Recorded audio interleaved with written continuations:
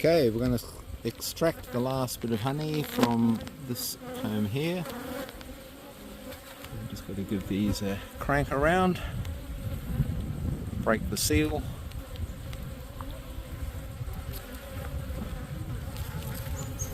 Actually broken the seal good now.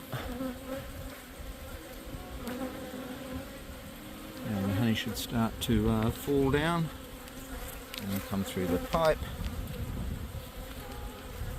There's the rest of them there. Nothing up in the top hive yet. And there's the entrance.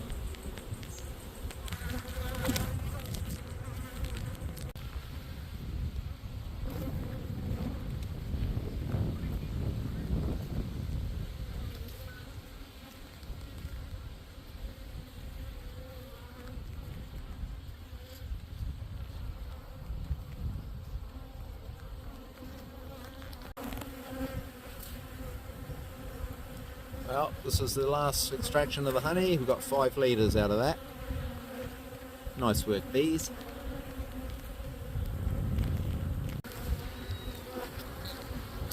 All locked up again for the night.